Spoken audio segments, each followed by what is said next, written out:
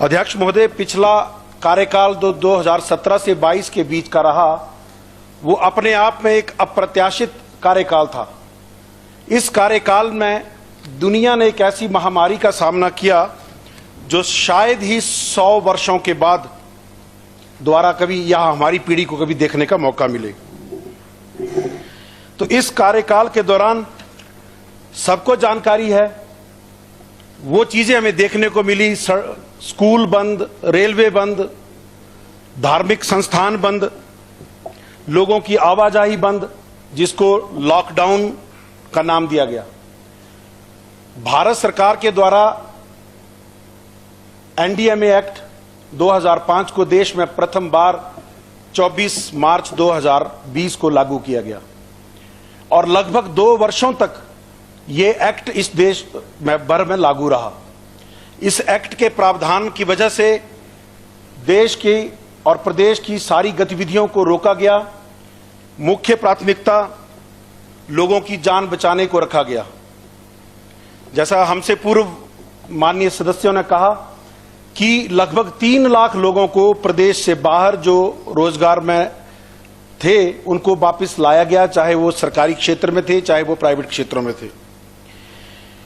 2021 की शुरुआत में धीरे धीरे जीवन पटरी पर लौटने लगा और जब अप्रैल 2022 में केंद्र सरकार ने एनडीएमए एक्ट को वापस लिया, तो मेरा कहने का यह अर्थ है कि लगभग 2 वर्षों तक सरकार की प्राथमिकता केवल लोगों की जान बचाने को थी। लगभग 6 महीने तक लोगों की मूवमेंट को रोका गया, तो उस दौरान लोगों की समस्याएं सरकार तक नहीं पहुंच पाई। और जब इससे पहले को समय को हम देखें तो 2019 में लोकसभा चुनावों की वजह से, आचार संहिता की वजह से भी विकास कार्यों में रोकथाम पैदा हुई और सरकारें 5 वर्ष के लिए चुनी जाती हैं अध्यक्ष महोदय, ना कि 4 वर्ष या 4.5 वर्ष के लिए। तो सरकार का कार्यकाल जो 5 वर्ष का था, जो पूर्ण बहुमत की सरकार थी, उसने पूर्ण बहुमत के अधिकार के तहत जो निर्णय लिए, उन निर्णयों को बिना कोई सोच विचार किए सरकार गठन होने के दूसरे दिन ही उनको संस्थानों को बंद कर दिया गया। मेरा विधानसभा क्षेत्र एक जनजातीय विधानसभा क्षेत्र है। आज भी हम पर एक पिछड़े होने का जो दाग है वो हम पर लगा हुआ है। मुझे याद है विधायक प्राथमिकता की बैठक के दौरान एक वीडियो वायरल हुआ पांगी घाटी का। सुराल से लगभग 24 किलोमीटर दूर किलाड़, पूरे के पूरे गांव के लोगों ने पहले पीठ पर फिर पालकी पर उठाकर मरीज को अस्पताल पहुंचाया। इस तरह की परिस्थितियां प्रतिदिन वहां देखने को मिलती हैं। आज भी अगर आज की हम बात करें तो फरवरी के महीने में एक पुल हमारा टूटा, एक प्राकृतिक आपदा से एक और पुल टूटा या एक दुर्घटना की वजह से पुल टूटा। पिछले 3 दिनों से वो पुल बनकर तैयार है, परंतु राजनीति के चलते उस पुल को उद्घाटन को जबरदस्ती लटकाया गया। वहां पर मरीजों को रोका जा रहा है, वहां पर स्कूली बच्चों को घर वापस आने से रोका जा रहा है, क्योंकि जब तक बोला माननीय मंत्री जी उद्घाटन नहीं करेंगे तब तक इस पुल पर आवाजाही नहीं हो सकती।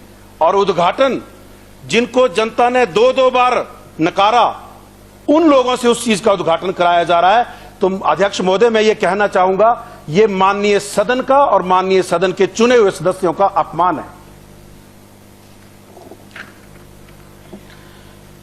हमारे विधानसभा क्षेत्र में, जिस जिले से आप भी आते हैं, चंबा जिला प्रदेश का दूसरा सबसे बड़ा जिला है।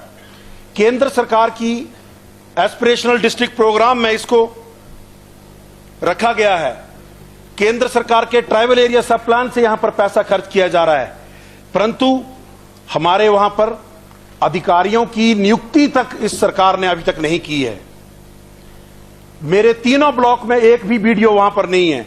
जो कर्मचारी हैं उनको प्रताड़ित किया जा रहा है, उनको परेशान किया जा रहा है। और वहां पर जो विकास कार्य हैं, पिछले लगभग 9 महीने से आचार संहिता से लेकर अभी तक के सारे कार्य रुके हैं। लोग जो हैं वो प्रतिदिन जो वो हमसे संपर्क करते हैं कि आप सरकार के पास हमारी मांग उठाएं।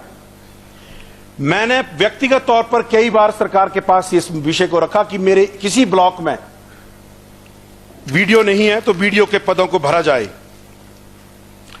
अध्यक्ष महोदय, विधायक ट्रेनिंग के दौरान मुझे एक बात सुनने को मिली जो मुझे काफी प्रभावित किया उस वाक्य ने, कि विधायक का कार्य केवल दलगत राजनीति नहीं होता, विधायक का कार्य होता है कि वो अपने विधानसभा क्षेत्र के साथ साथ प्रदेश हित की भी बात करे। मैं चिकित्सीय पेशे से राजनीति में आया हूं और जब से चुनाव का परिणाम आया तब से लेकर प्रतिदिन प्रदेश भर से सैकड़ों मेरे जानने वाले पहचानने वाले लोग मुझे संपर्क करते हैं कि डॉक्टर साहब हमारा हिमकेयर कार्ड है, हमें इसका लाभ नहीं मिल रहा, डॉक्टर साहब हमारा आयुष्मान कार्ड है, हमें इसका लाभ नहीं मिल रहा। प्रतिदिन अपने स्तर पर बिना किसी मीडिया को बताए मैंने अपने स्तर पर जो भी संबंधित अधिकारी, चाहे वो स्वास्थ्य सचिव हो, चाहे वो राष्ट्रीय स्वास्थ्य मिशन के अधिकारी हो, उनके अपने स्तर पर उनको इस बात की जानकारी देता रहा हूं कि कृपया करके इस दिशा में कदम उठाएं ताकि लोगों को हो रही असुविधा पर अंकुश लगाया जा सके। परसों की ही बात है, हमारे बड़े संस्थान चाहे आईजीएमसी है चाहे टांडा है, वहां पर हृदय से संबंधित बीमारियों का इलाज जो आयुष्मान भारत और हिमकेयर योजना के तहत होता था उसको रोक दिया गया, क्योंकि समय पर उनकी पेमेंट नहीं हो रही है लोगों की। पिछले लगभग 6 महीने से उनकी कई करोड़ों की पेमेंट जो है वो रोक ली गई है, क्योंकि ये स्कीमें शायद विपक्ष दल के द्वारा चलाई गई थी। इस तरह की हमारा यह कहना है कि कुछ क्षेत्रों में राजनीति नहीं होनी चाहिए, क्योंकि बीमारी कोई दल देख के नहीं आती, बीमारी किसी पार्टी को देख के नहीं आती। अध्यक्ष महोदय, हम जनजातीय क्षेत्र के लोग सैकड़ों वर्षों से उन जंगलों में रहते आए हैं और हमारे लोगों को उन्हीं हाल पे वापस इस सरकार ने लाकर खड़ा कर दिया है।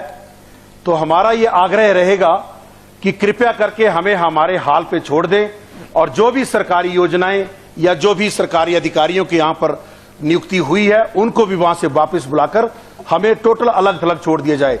क्योंकि जब हमारी चीजों का ध्यान नहीं रखा जाना है, जब हमारे पदों को भरा नहीं जाना है, आज से 2-3 दिन पहले भी एक जनजातीय क्षेत्र के सत्तारूढ़ दल के विधायक ने भी इसी तरह की समस्या जनजातीय क्षेत्र के प्रति रखी थी। जनजातीय क्षेत्र के प्रति सरकार को ज्यादा संवेदनशील होने की आवश्यकता है, ना कि उसके प्रति तुष्टीकरण का कोई भाव होना चाहिए।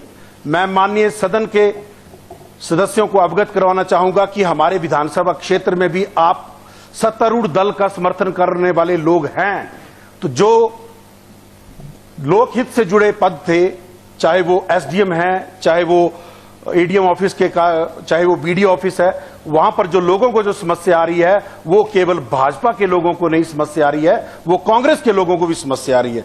तो कृपया करके इस दलगत राजनीति से ऊपर उठकर उन पदों को जल्द से जल्द भरा जाए ताकि सही मायने में आपकी सरकार का जो नारा है व्यवस्था परिवर्तन, उसको आप साबित कर सके। मुख्यमंत्री जी, आप स्वयं एक साधारण परिवार से आते हैं, विषम परिस्थितियों में पले बड़े हैं।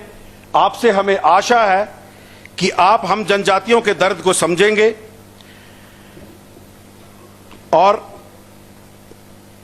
हम ये जो सरकार है जो लोगों को सुविधा देने की बजाय लोगों को प्रताड़ित करने का काम कर रही है, मुझे तो यह आभास हो रहा है कि सत्तारूढ़ दल के कुछ लोग माननीय मुख्यमंत्री जी को एक सुनियोजित षड्यंत्र में फंसाकर जन विरोधी इनकी छवि जो है वो बनाना चाहते हैं।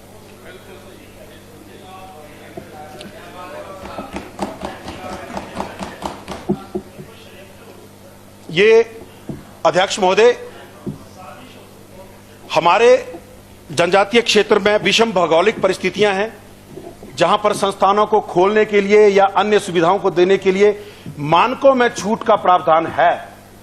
तो मैं आपके माध्यम से सरकार से आग्रह करता हूं कि हमारे जो संस्थान पूर्व में सरकार ने लोगों के हित के लिए खोले थे उनको तुरंत प्रभाव से चालू किया जाए ताकि हमारे विधानसभा क्षेत्र के लोगों की